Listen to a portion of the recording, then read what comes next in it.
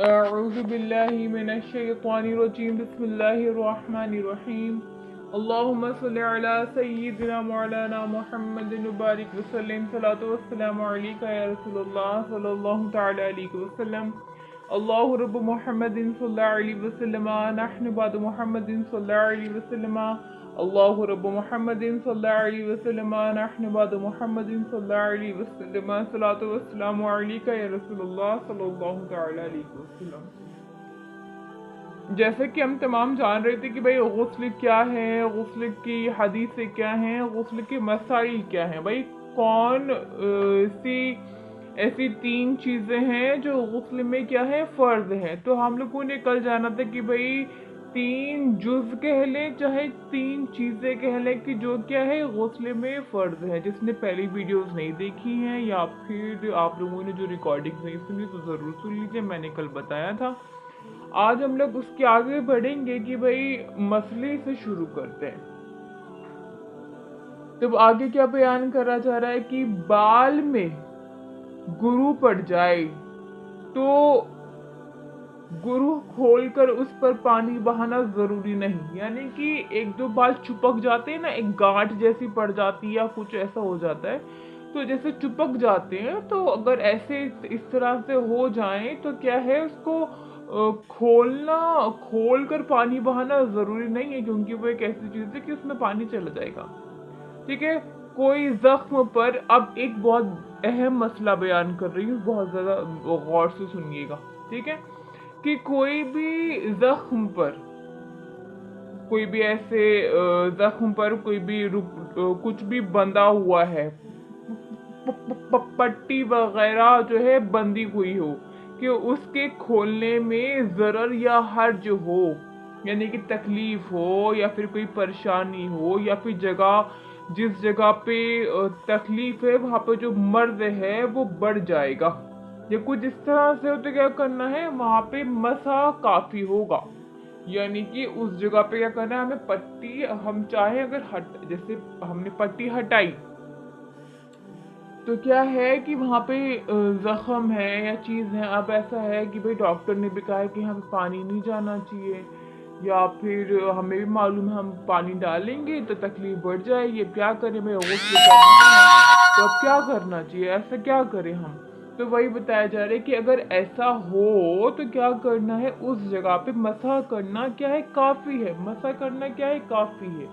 और अगर पट्टी जो है मौजू हाजत पर ही बंदी है, तो मसलन बाजू पर एक तरफ जख्म है और पट्टी जो है बांधने के लिए बाजू की इतनी सारी गोलाई पर हो ना उसका जरर है, तो उसके नीचे बदन का वो हिस्सा भी आ जाएगा जिससे पानी जरर नहीं करता। तो अगर खोलना मुमकिन हो तो खोलकर उस पर काफी है बंद का। और बाकी क्या कह रहे हैं भाई, जो खोलना मुमकिन हो तो भाई उसको क्या है खोलकर काफी है, बदन का वो अच्छा हिस्सा भी धोने से माफ हो जाएगा। अब क्या कहना है यहाँ पे देखिए, कोई भी शॉर्ट फॉर्म में बता रही हूँ चीजें, हम लोगों ने हमारे कहीं पे भी किसी भी बदन पे कहीं पे भी चोट लग गई, किसी भी हिस्से पे चोट लग गई, हमने वहां पे पट्टी वगैरह कर रखी है। अब क्या है कि चोट ऐसी है कि पानी बहेगा तो तकलीफ होगी, ठीक है, दिक्कत होगी, परेशानी होगी।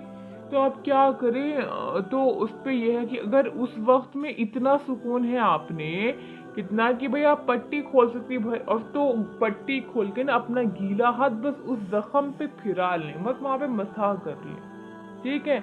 और अगर इतनी भी गुंजाइश नहीं है, इतनी भी गुंजाइश नहीं है, तो क्या करना है कि आप फिर पट्टी के ऊपर से ही फिर क्या कर लें, मसाह कर लें, पट्टी के ऊपर से क्या कर लें, मसाह कर लें।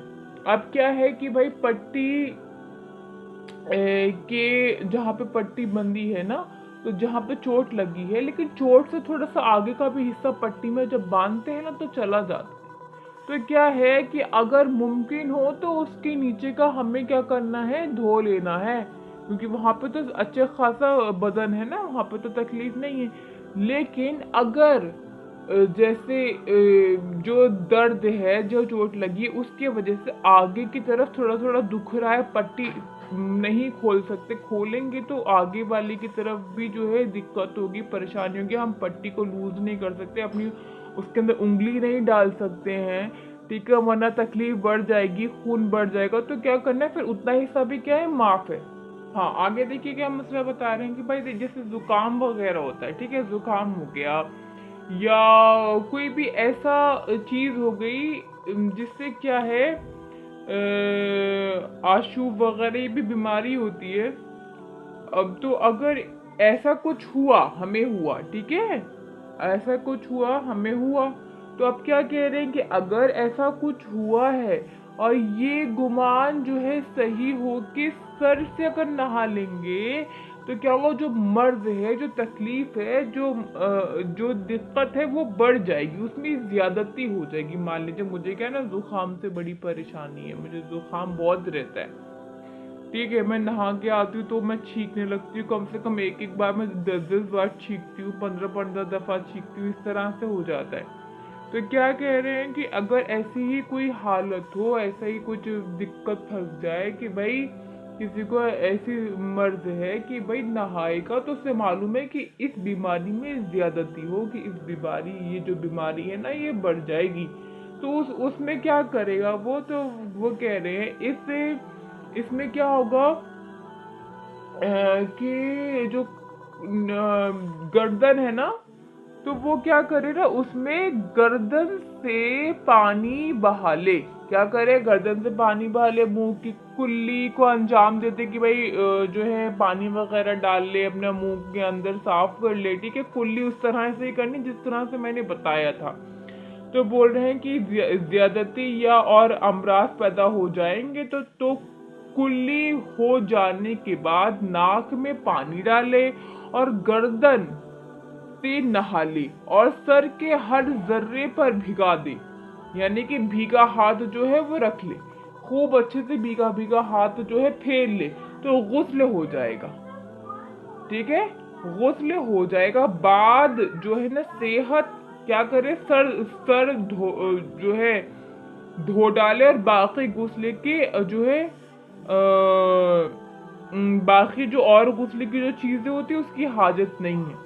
जैसे कि मैं आपको समझाती हूँ, कोई भी शख्स ऐसा है जिसको बहुत ही ज्यादा जुकाम है या कोई भी ऐसी बीमारी है कि जो नहाने से बढ़ जाएगी, सिर को गीला करने से बढ़ जाएगी, ठंडक जिस्म में और पहुंच जाएगी, उससे हमें नुकसान होगा।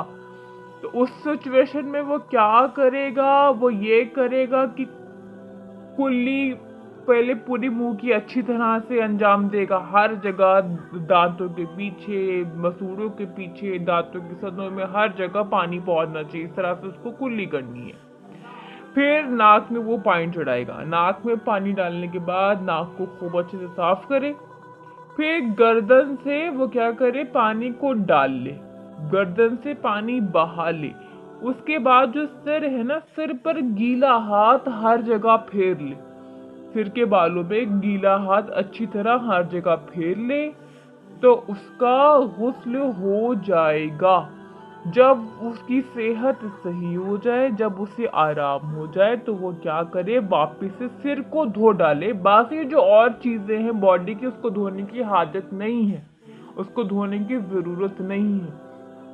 एक आएगा अभी आगे चल के कि भाई गुस्ल कैसे करना चाहिए, तो उसमें ना फिर बताएंगे कि ऐसे ऐसे करना है। तो अभी हम वहां पे नहीं गए, अभी हम क्या कर रहे हैं, अभी हम लोग इसके मसले पढ़ रहे हैं। तो जब हम लोग आएंगे ना कि भाई गुस्ल की सुन्नतें आएंगी, गुस्ल की इन चीजों से फर्ज होता है और बाकी भी तमाम चीजें आएंगी, फिर क्या करना है हमें, फिर हम ये वाले जो आपके क्वेश्चन है ये इंशाल्लाह ताला क्लियर हो जाएंगे, वरना अभी शुरू करूंगी तो फिर बाकी की बात रह जाएगी, ठीक है जी भाई। अच्छा, अब आप देखें आगे क्या बताया जा रहा है कि भाई जी बाजी, सर के ऊपर बस मसा करना है या जड़ तक पूरा मसा करना हो? नहीं, पूरे बालों में गीला हाथ फिराना है, पूरे बाल यानी कि पूरा ही सिर ना, गीला हाथ खूब अच्छे से फिरा लेना है। आप बोले भाई जो खाना पकाने वाला हो उसके नाखून में आटा चला गया, है ना, या फिर लिखने वाले के नाखून में वगैरह पर स्याही का जो है जुज लग गया, जो स्याही वगैरह होती है वो लग गई। तो आम लोगों के लिए जो क्या है, मक्खी मच्छर की बीट अगर लगी हो तो गुस्ल हो जाएगा। हाँ, बाद मालूम होने के जो है जुदा करना और उस जगह को धोना क्या है, जरूरी है। पहले जो नमाज पढ़ी वो हो गई। क्या बताया जा रहा है, कह रहे हैं कि जो कोई खाना वगैरह बनाता है ना, तो उसके नाखूनों में जैसे आटा चला गया, ठीक है, या फिर जो लिखने वगैरह के काम जैसे बच्चे बहुत लिखते हैं, हम लोग हैं टीचर्स वगैरह लिखती बहुत ज्यादा है, तो नाखून जो बोल रहे हैं कि लिखने वाले के नाखून वगैरह पर स्याही का जो है ना रंग लग गया, स्याही लग गई अच्छी खासी, है ना, या जो भी है लगी है। तो आम लोगों के लिए क्या है, आम लोगों के लिए मक्खी मच्छर की जो बीट होती है ना, बीट अगर जो है लगी हो तो गुस्ल हो जाएगा। मान ले भाई कहीं पे हमारी मक्खी वगैरह की मच्छर वगैरह की बीट लगी है भाई, तो क्या नहीं समझ नहीं पता चला या जो भी है, तो क्या किया, हम नहाने चले गए, तो क्या है कि तो गुस्ल तो हो जाएगा, हाँ, लेकिन जब बाद में मालूम हो जाए ना कि यार मेरी स्याही लगी थी, या मेरे तो नाखूनों में आटा रह गया था, या फिर ये तो देखो मच्छर की बीट है या फिर मक्खी की बीट है, तो बाद में क्या करना, उसको जुदा करना और उस जगह को धोना क्या है, जरूरी है। और जो पहले जो नमाज वगैरह पढ़ी थी वो हो गई। अब देखें, अब आगे क्या पढ़ी कि अब यहाँ से शुरू हो जाएंगे गुस्ल की सुन्नतें, ठीक है। तो गुस्ल की जो सुन्नतें हैं बहुत आसान है, आप लोग अगर खुद भी पढ़ना चाहें तो पढ़ सकती हैं, लेकिन मुझे बताना ही पड़ेगा, मुझे मालूम है। तो क्या सबसे पहले बता रहे हैं कि गुस्ल की नियत क्या है, वो सुन्नत है। जब हम गुस्ल करने जाएं तो गुस्ल की नियत करना सुन्नत है। फिर पहले दोनों हाथों को जो उसके गट्टे होते हैं, जो कलाइयाँ नहीं होती हैं, तो वहां तक 3 मरतबा धोना क्या है, सुन्नत है। 3 मरतबा धोना खूब अच्छे से मीन्स हाथों की उंगलियों के संदों में, ये है वो है, नाखूनों में, हर जगह धोना क्या है, 3 दफा धोना क्या है, सुन्नत है। फिर जो है, जो हम लोग जो हमारे शर्मगाह होती है, तो उस जगह को धोएं, है ना, उस जगह को क्या है, धोना है, चाहे वहां पे गंदगी लगी हो, चाहे वहां पे निजासत हो या फिर नहीं हो, पर हमें क्या है, धोना है, ठीक है। फिर बदन पर जमा कहीं भी, मतलब अगर जो गंदगी वगैरह है लगी हो तो उसको दूर करना है, ठीक है। जैसे मान लीजिए कि भाई हम नहाने के लिए गए, तो सबसे पहले हमने क्या करी, सबसे पहले हमने नियत की, सबसे पहले क्या की, सबसे पहले नियत की भाई हमें 3 दफा हाथ धोए खूब अच्छे से, ठीक है। फिर हमने क्या किया, जो हमारे शर्मगाह है उसको धोना है हमने, ठीक है, शर्मगाह को धोना है।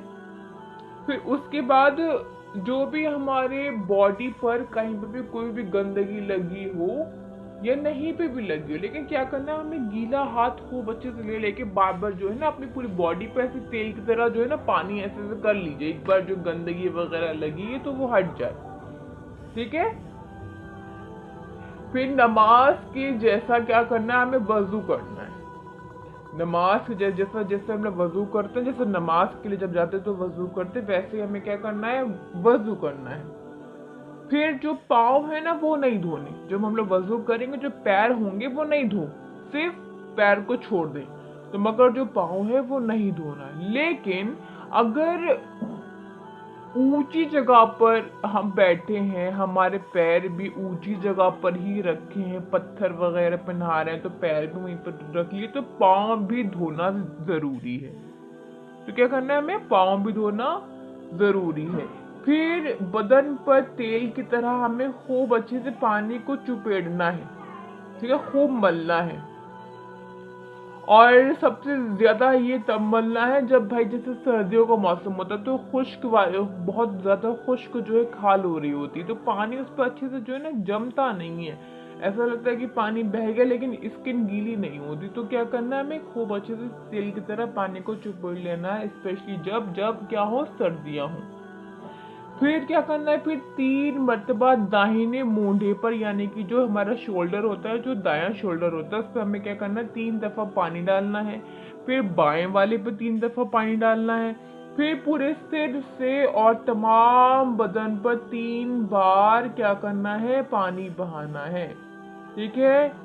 अब आगे क्या बता रहे हैं, फिर कह रहे हैं कि तमाम बदन पर 3 बार क्या करना है, पानी बहाना है। फिर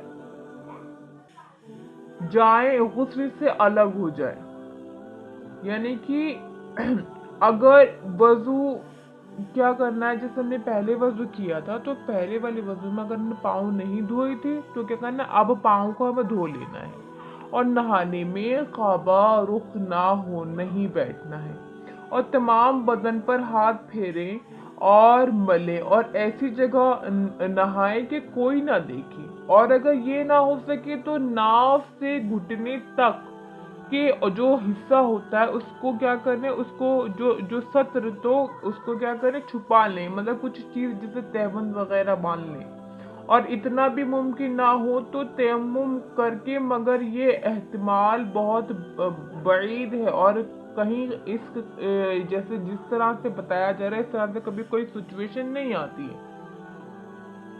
जब हम लोग नहाएंगे तो हमें बातचीत नहीं करनी है, ना कोई दुआ। कोई कल मुझसे कोई लड़की दुआ पूछ रही थी ना नहाने के वक्त में, तो उस वक्त में कोई भी हमें दुआ वगैरह नहीं पढ़नी। और बाद नहाने यानी कि नहाने के बाद क्या करना है, रुमाल से बदन पोंछ डालें तो हर्ज नहीं है। रुमाल से अगर हमने बदन पोंछा है तो हर्ज नहीं है। अब देखिए सिंपल से आप जल्दी से मेरे मुंह से सुन लीजिए। हम लोग नहाने गए, सबसे पहले हमने क्या की, सबसे पहले हमने नियत की। नियत करने के बाद हमने क्या किया, 3 दफा हाथ धो लिए। जब 3 दफा हाथ धो लिए, हमने फिर इस्तेंजे की जगह को धोया, चाहे गंदगी लगी हो चाहे नहीं लगी हो। अब हमारे हाथ वापस से गंदा हो गया तो हम क्या करेंगे, अपने वाला उल्टा हाथ वापस से धो लेंगे। ठीक है। एक बार जब हमने वाला हाथ धो लिया, उसके बाद हमें क्या करना है, वजू बनाना, जिस तरह से हम लोग नमाज में बनाते हैं।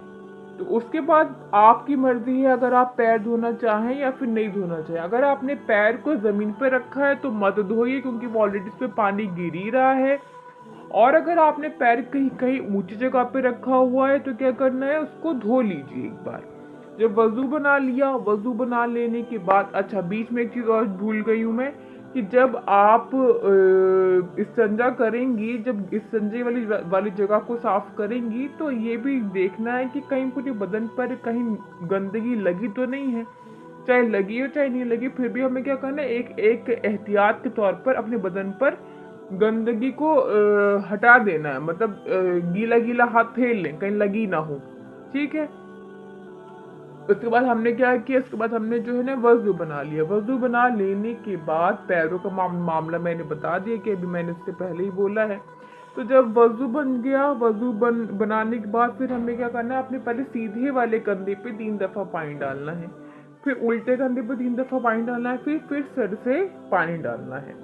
फिर उसके बाद आपकी मर्जी है, आप शैम्पू लगाएं, आप साबुन लगाएं, आपको जिस तरह नहाना है आप नहा सकती हैं, शैम्पू साबुन जिस तरह से। जब पूरी तरह से आप नहा लें, अपने बदन को पूरी तरह से साफ कर लें, पूरी तरह से भिगो लें, हर जगह पानी पहुंच जाए, उसके बाद आप जो है नहाने के बाद एक बार और चाहे वजू कर लें। वैसे तो क्या है कि जब हम लोग गुस्ल को अंजाम देते हैं तो जो उसके फराइज वगैरह होते हैं, गुस्ल के फराइजों के साथ साथ अगर हम लोग गुस्ल करते हैं तो ऑटोमेटिक वजू हो जाता है। तो हम चाहें कि बगैर वजू के भी आकर नमाज पढ़ सकते हैं। ठीक है। और जब तक वो वजू बाकी रहेगा, जब तक कोई वजू को टूटने वाली चीज नहीं पाई जाए। ठीक है, जैसे अमूमन होता है। तो अब क्या है कि अगर आप नहाने के बाद दोबारा भी अगर वजू कर ले रही हैं तो उसमें बेहतरी है क्या है कि कभी कोई ऐसा हो कि हमारी नहाने में कोई कमी रह गई हो, हमारे गुस्ल करने में कोई कमी रह गई हो, तो जो वजू है वो पूरी कर देता है। ठीक है, नहाने के वक्त में ना हमें कोई बात करनी, ना हमें किसी बात का जवाब देना है, ना कुछ करना है।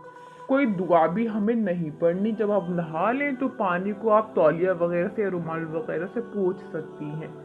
जी अगर बाजी गुस्ल शावर से ले सकते, जो भी आपने तरीका बताया वो शावर में भी तरीका मुकम्मल कर सकते।